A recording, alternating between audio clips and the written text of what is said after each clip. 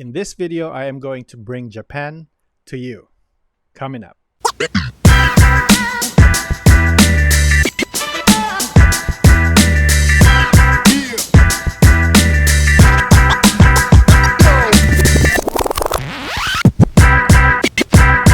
So for those of you who know me, you know how much I love Japan. I have this affinity for their culture, for their food, their people, and just everything Japanese. I visit Japan once a year, at the very least, sometimes twice.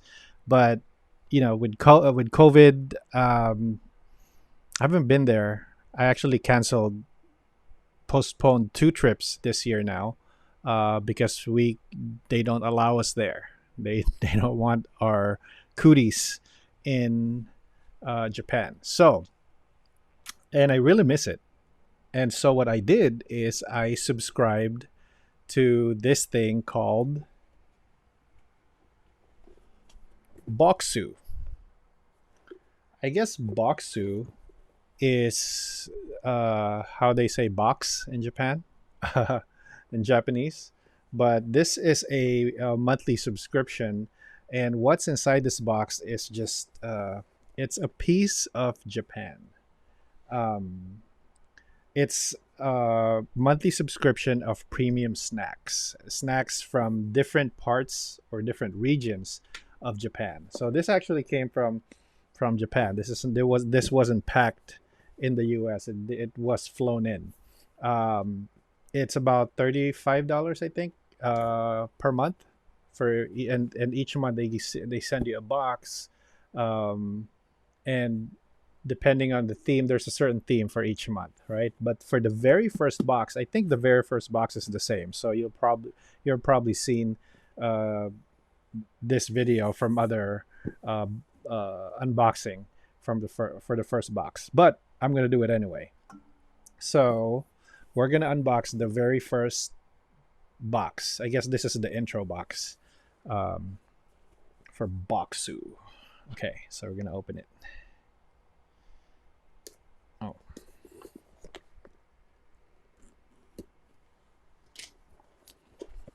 So we're gonna show it to you guys. I hope it doesn't fall off.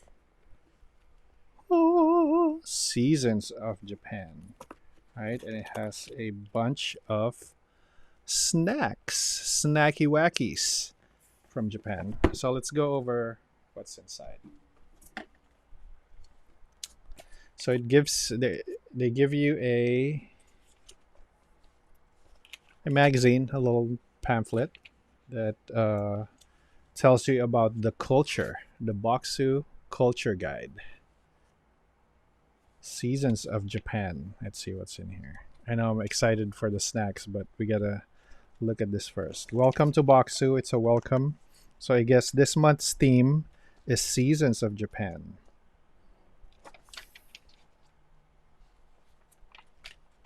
Guess we're gonna switch cameras so you can see what I'm looking at.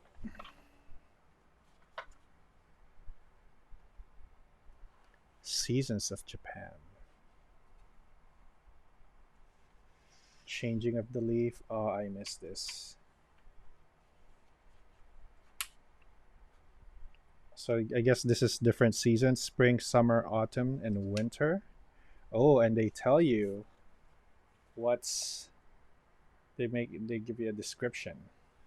So I guess we're gonna go through this, and we're gonna do some taste testing. We're gonna do a few. There's about 20 snacks in each box, so we'll maybe do 10. I'm thinking of doing this twice a month, so I can share with you guys what it tastes like, and maybe you'd want to subscribe as well.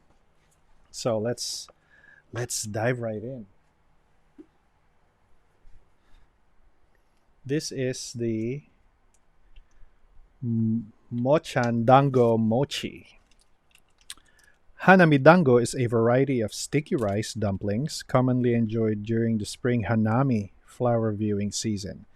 This trio of dango is covered in sugar and colored into traditional pink, white, and green. So that's what we see: pink, white, and green. So let's open it up. I'm going to show you. I'm going to show you what it looks like. Oh wow, it's hard to open. There we go. So it comes in this little tray. And look. So it's like covered in sugar. Look at that. So it's pink, white, and green. So we're gonna try to do some so it doesn't smell like anything. It's nice and soft. It's not too sweet, even though it's covered in sugar. It's not very sweet, but you taste the mochi with a little bit of,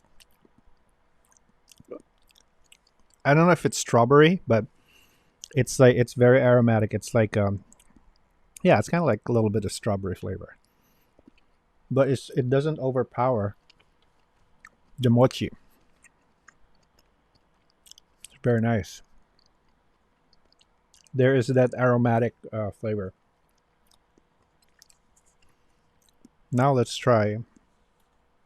This one is the, oh, since it's green, it actually disappears because I'm using green screen. Oh, I'm going to show it to you from here.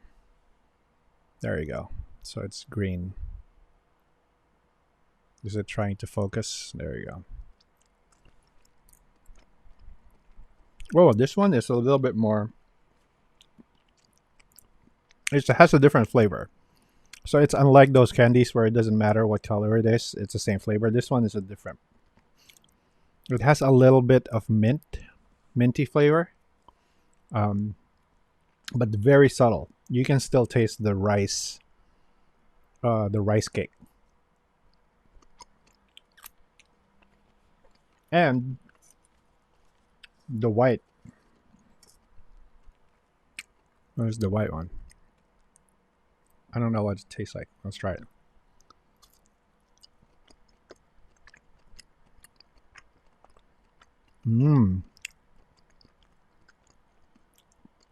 This one doesn't have any hint of other flavor. It's really just very rice cakey. Very mochi. Okay. Wow, that's one.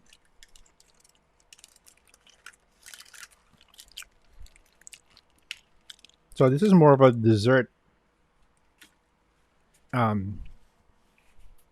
It's nice and it's not as good as the fresh ones you get. The fresh mochi you get from the market. It is somewhat preserved. And that one, the last one, was a little bit sweeter. Now let's go on with the next one.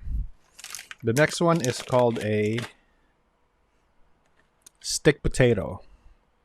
Stick potato super mucho plum. Does it have a plum flavor? So like an ode to the Japanese plum tree, every bite of these thin crispy potato sticks carries the floral notes of plum blossoms, the sourness of umeboshi, pickled plum, and the earthiness of shiso, perilla leaves. Okay, so let's open it up. Let's take a look at it.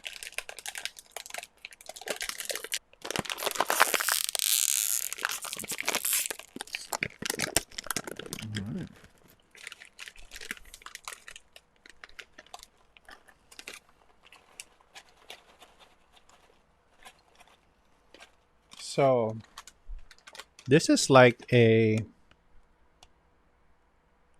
picnic shoestring potatoes. If you're familiar with I remember growing up with picnic shoestring potatoes. So let's try this out. Oh yeah, it's really like picnic, but it's seasoned very well. It has like a little tang to it. I think it's the plum.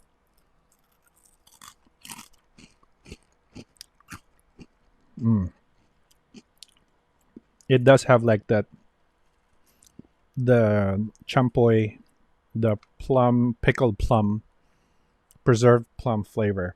but not too much. Very, you can still taste the potato, but it's the seasoning has that flavor.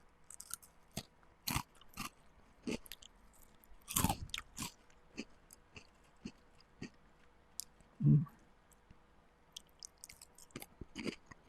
Mm. Again, it has that scent, the aromatic effect at the very end.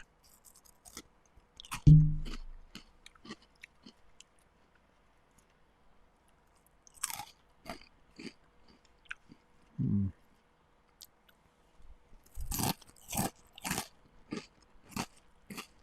I don't know if you can hear the crunch, but I'm gonna try so you guys can hear it.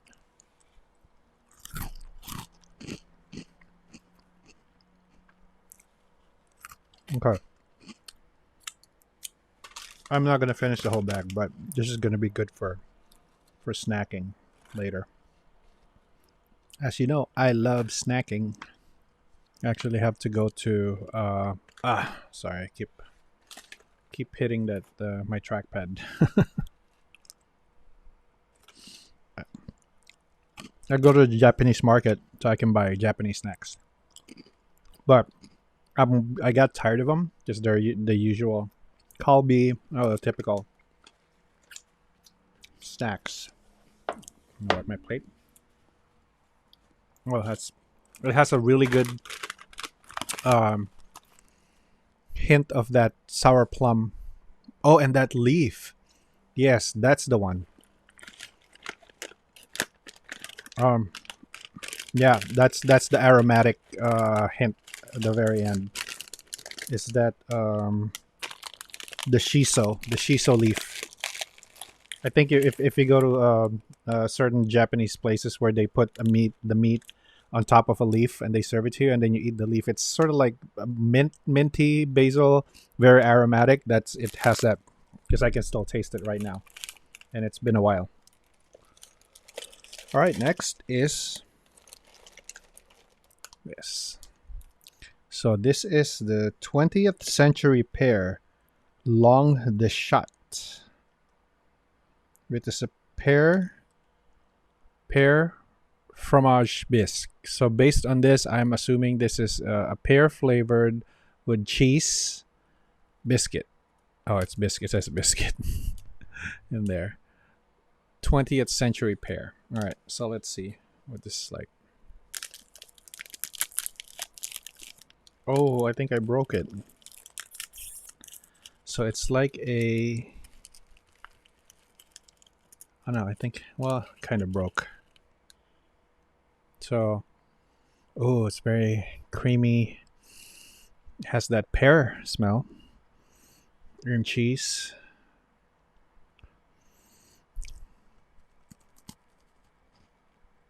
Mm. So if you look at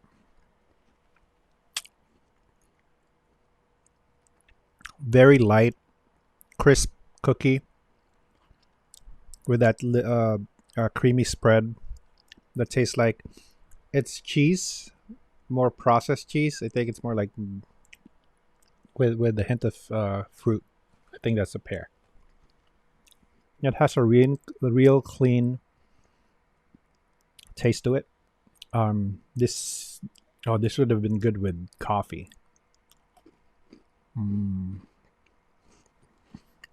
That's good. I really like this one. But I don't think I can eat like more than one. It's all sweet. And again, I'm not big into sweets. I like a little bit of sweet with coffee, and I'm happy. That's pretty cool. So cheesy, light, sweet with that pear flavor, and it lingers. The flavor lingers in your mouth. Okay, what's next? Oh, white strawberry. Where's this one? Oh, I guess this is unique to Boxu. White strawberry. So this one is exclusive to Boxu. It's made by Boxu. This is the world's first chocolate infused strawberry. Oh, so the strawberries are harvested, freeze-dried, infused with white chocolate, and cooled for a chocolate with all the flavor of fresh strawberry. Oh, wow. So this is, I should have cut my, I'm sorry, I should have cut my fingernails. Oh, okay, so this is like a freeze-dried, this is a real, this is a real strawberry. Oh, yeah. Smells like, you know those freeze-dried marshmallows that you get from Lucky Charms cereal? It's kind of like that. But this is, obviously, this is fresh. This is like real. Not fresh, but this is real strawberry that they infused with white chocolate. Let's see. Oh. Oh. That is nice. It's very airy. And it has that cream, I think the melted white chocolate inside.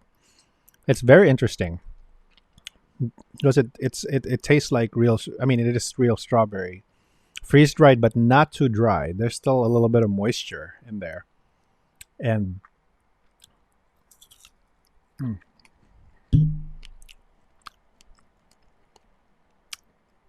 yeah, creamy white chocolate. It's nice.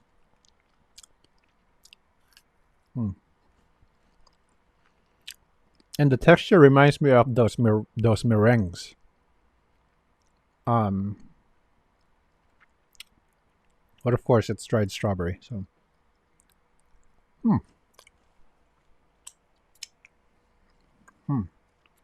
we're gonna do a few more.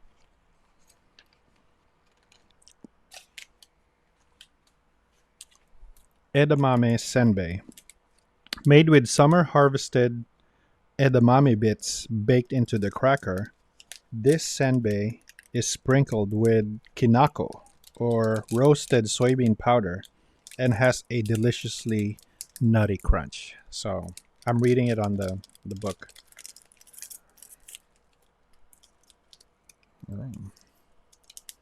So this is like a little crisp, like a rice crisp. You guys see it? It's a nice rice crisp. So it's green. It's getting wiped out on my green screen. Oh, very nutty smell.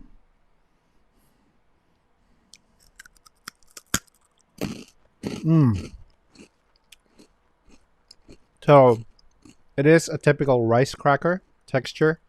Really crunchy. I don't taste the edamame. I think it's the powder. Very savory. I think it's a roasted soybean powder that gives that flavor. But otherwise it just tastes like that rice cracker.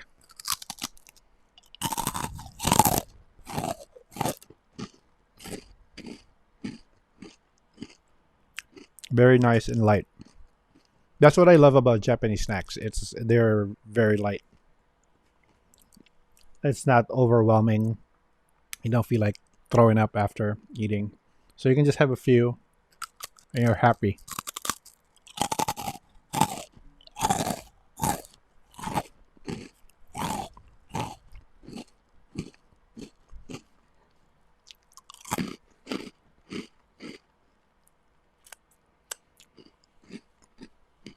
As far as the soybean flavor,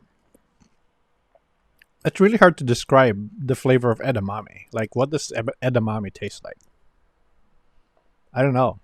I think we just know it. It really doesn't taste like anything. I think edamame is more for the texture. Like when you pull it out from the pod with the salt and depending on how it's made and the sesame oil, I think that's what gives it the flavor. But the edamame itself doesn't really have flavor, I don't think.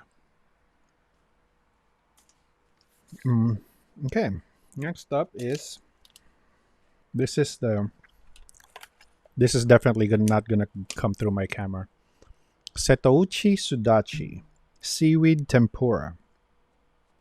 These addictive seaweed sheets are battered, fried, and flavored with native Japanese Sudachi citrus to create a crisp and tangy snack that would leave your taste buds tingling. So when they say citrus, I get excited because I love Japanese citrus, the yuzu. And these are like edamame, oh not edamame, tempura crisps. So I guess nori battered, deep fried, and drizzled with seaweed. So we're gonna try that out. I'm gonna try this. If you look at it, so it's like regular nori, and then it has tempura batter on the other side.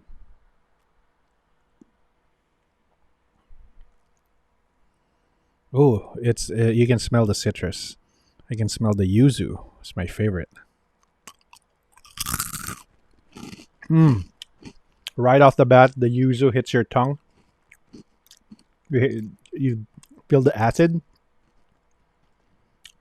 from the crunchiness of the tempura, and then the flavor of that roasted nori. This is nice. I like this.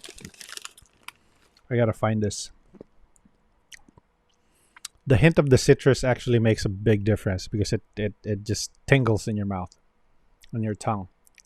Once it hits your tongue, you oh, right there. See, it pierces it with that acid.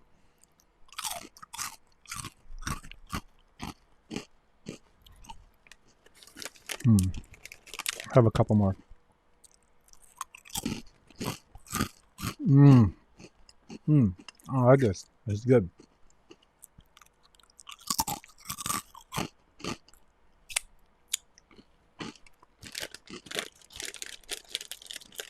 Wrap this. I'm gonna put this in Ziploc so they don't go bad. This and the potatoes. I'm gonna do the last one. I don't think I can eat this much snacks in this little time, but I'm gonna take last one. And this one is the yuzu sake candy. So this is like hard candy. Oh, this is a Boxu Maker series. So this is like a collab between Boxu and Daimonji. So this candy is handcrafted by the artisans at Daimonji exclusively for Boxu.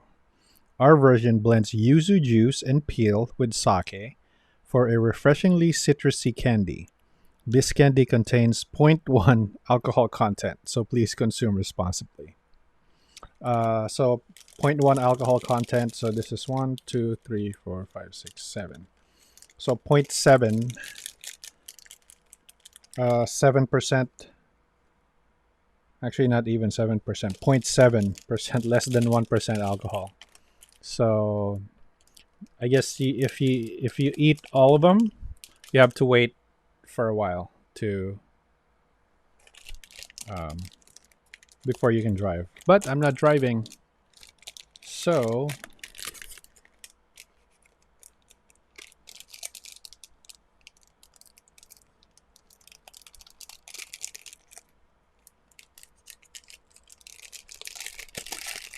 let's see.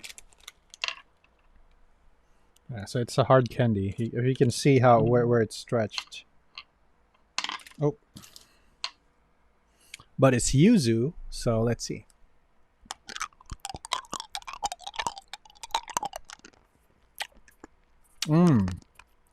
Yeah, definitely you can taste the sake.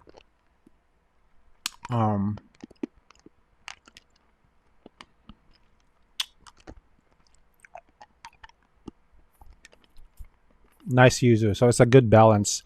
It's not too sake-y, it's not too yuzu-y. It just has a nice balance. It's hard candy. So I guess this is good when you're in a meeting and you're sleepy, you just pop one in and keeps you awake. It'll keep you awake. I guess we can stop here for now.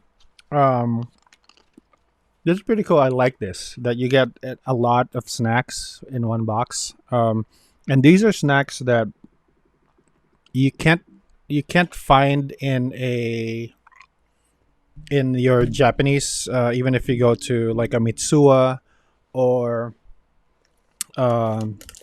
your whatever Japanese market you have here in the States. I've never seen any one of these, so which is cool because it's exclusive.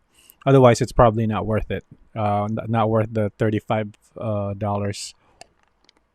But there's a lot, and if we're gonna do this video once or 3 times a month, then I can go through the whole box for a month, which is not bad. I got Yuzu. Very nice.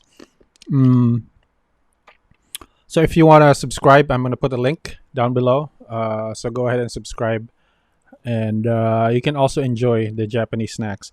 I'm excited for the next box because I think they give the same box your first month.